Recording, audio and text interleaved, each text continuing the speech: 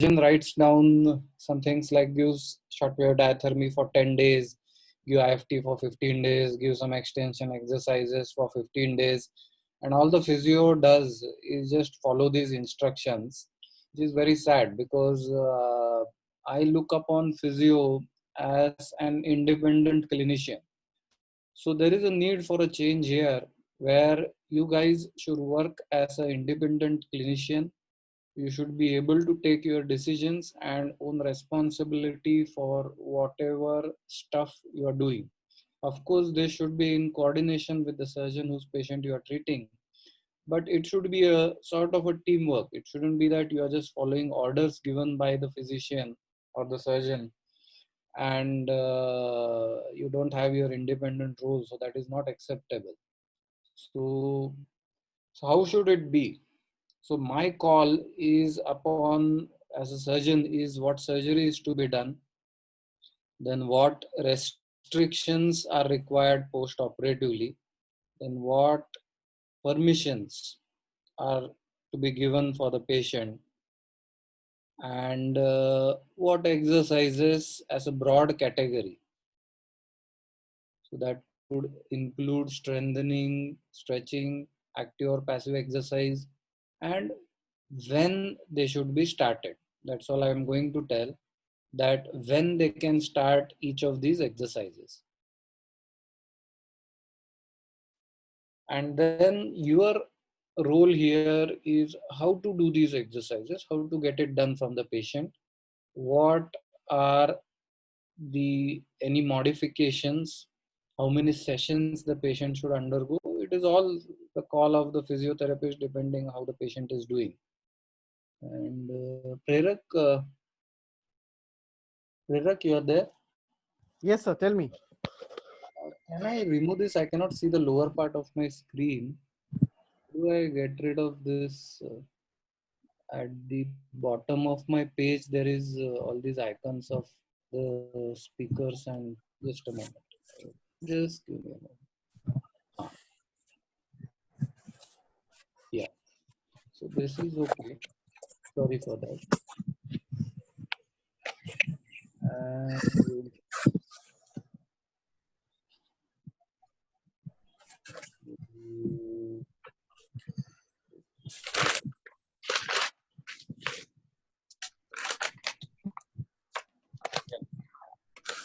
And then our mutual call will be to solve any issues which are present.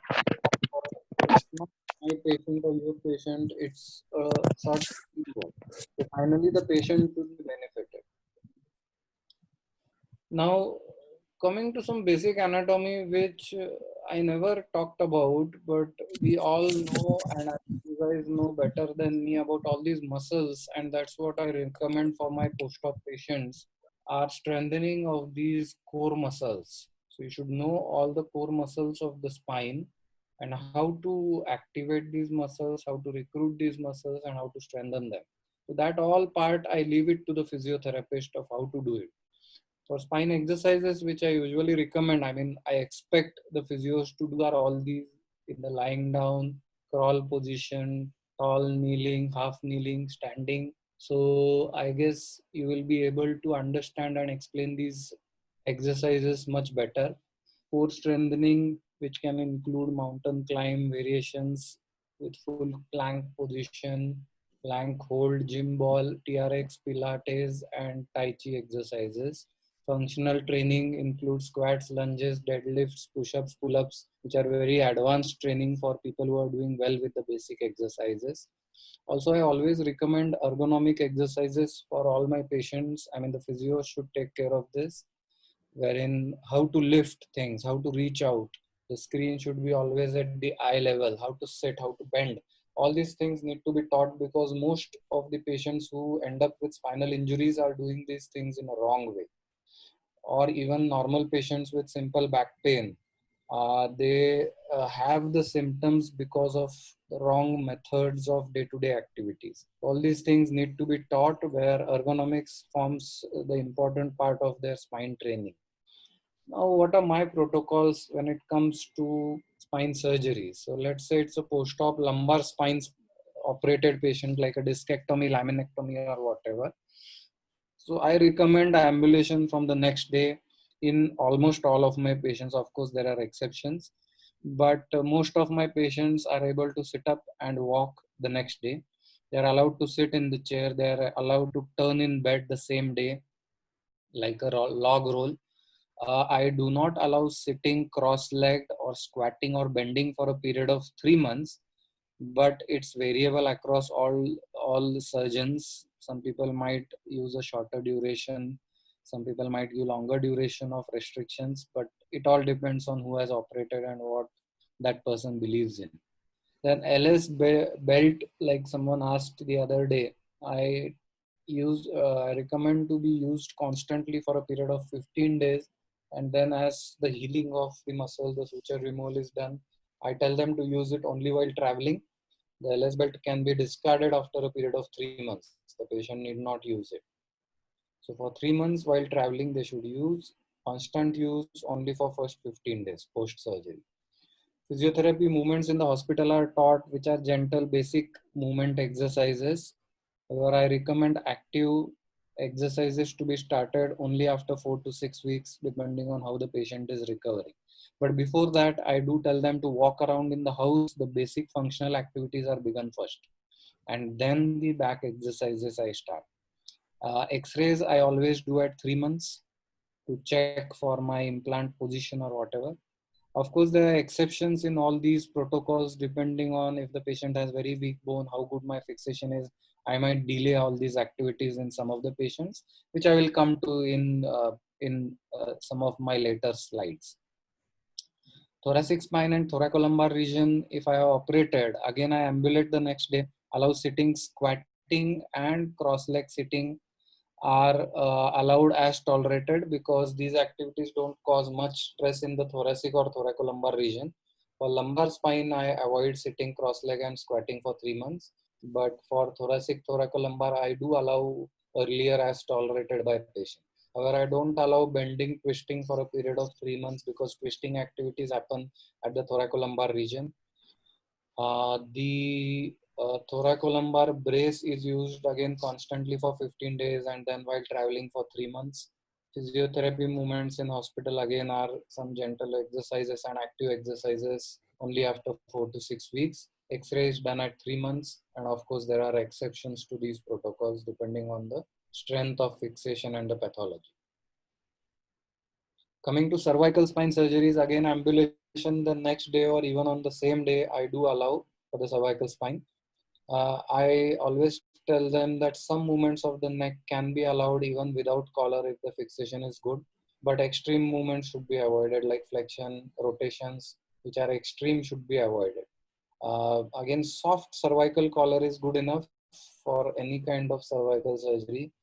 Sometimes the harder collar is shorter in the width and fits the neck much better than the soft cervical collar. So whatever the patient is comfortable with, I do recommend immobilization in that kind of a brace, especially while traveling for 3 months. And for routine cervical discectomies of single level, I usually use a cage with screws. So these of my patients are all stable on table, and I don't recommend them strict immobilization in collars for 3 months, but I do recommend wearing collar while traveling. I do start neck shoulder exercises at 4 to 6 weeks, again X-ray at 3 months. Pillow use as comfortable, maybe a thin to moderate size pillow, but not a large pillow. And there are exceptions to these as well. So what are these exceptions? So when the patient has osteoporosis, I'm very scared at mobilizing because the bone strength is not good. So I usually tend to delay the mobilization depending on the strength of my fixation.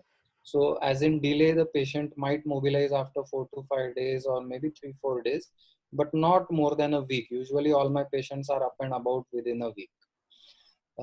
Again, infections, depending on how extensive the infection is, what's the quality of bone, I do tend to delay my aggressive mobilizations by a few days or so.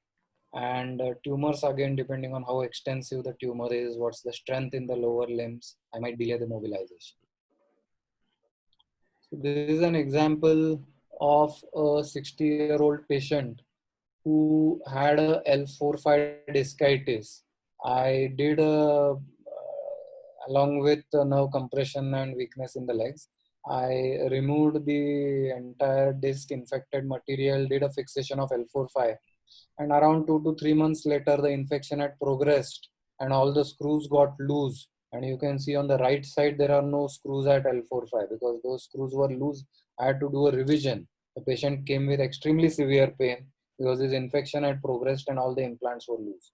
So in the revision, I extended the fixation one level above and below. So this fixation was now from L3 to S1. And this X-ray is a recent one after 1 year of this surgery. But this patient, I definitely didn't mobilize immediately after surgery. I advised him a brace for long-term use even while ambulating at home, because the infection in this patient was not getting better because he was a diabetic, he had kidney, liver diseases, and multiple comorbidities. So he was not a very good sort of a patient to operate on, but since he had neurodeficit, we had to go ahead. So these patients, I do delay all my protocols, and then I go as per the patient's tolerance and how good they are doing as per the fixation of the implants. So such infections might need delayed fixation. This is another case wherein the patient had L4, I think it's L4, yeah, L4 compression fracture along with retropulsion. And if you see that darkish area around the tip of the screws at the L3 vertebra and in one of the L1 or L2 vertebra above where there are no screws, that is the cement. So that's how the cement looks. So these are special screws. If you see the middle vertebra, there is one screw in the above vertebra, one in the middle and one in the lower vertebra. So if you see in the middle vertebra, one of the screws has a faint spot there. These are holes in the screw. The screw has a channel and it has got holes at the tip through which the screw we inject cement, which goes through the holes and goes into the vertebra, and then it strengthens the hold of the screw in the bone. So when the bones are very weak, I use these cemented screws and that's how they look. So for these patients, I do delay the fixation, delay the mobilization by a few days. But even this patient, around 85 years of age, he did extremely well. He was ambulant by around 4 or 5 days. And then we could get him out of bed. He was bedridden due to this fracture, and he had extremely severe pain in the limbs because of the retropulsed bony fragment. I could do a good decompression fixation and he could mobilize within a week.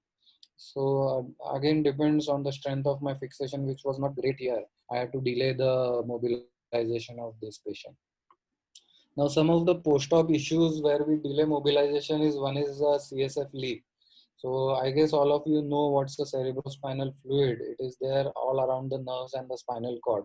So during the surgery, if there is some tear occurring in the dura, and then if the CSF leaks out, usually we suture these CSF leaks intraoperatively with Prolene, and then we do give them head low position for a day or two. So in these patients, I delay mobilization by a day or two. So they are kept in head low position for a day, because otherwise they do complain of headache and there might be leakage of clear fluid from the wound, which indicates that the CSF leak is present. So I do give them head low, which helps in healing of the CSF tear, dural tear. Again, in infections, if the patient gets a post-operative wound infection, if he gets fever, discoloration of skin, discharge from the wound, we might have to delay all the post-op rehabilitation, the mobilization. We might need to give him some rest for allowing the wound to heal, along with antibiotics as per the culture sensitivity. So these are few of the conditions where we may delay the post-op mobilization and the physiotherapy protocol. Now, someone had asked me what are the reasons for post-op low back pain. So other than the general diffuse pain, which most of the people might have on and off after spine surgeries, so which is common, there are some uncommon causes, like there is a wound infection which can cause post-op back pain along with fever or constitutional symptoms, some wound discharge, reddening of the wound. So these cases do have very severe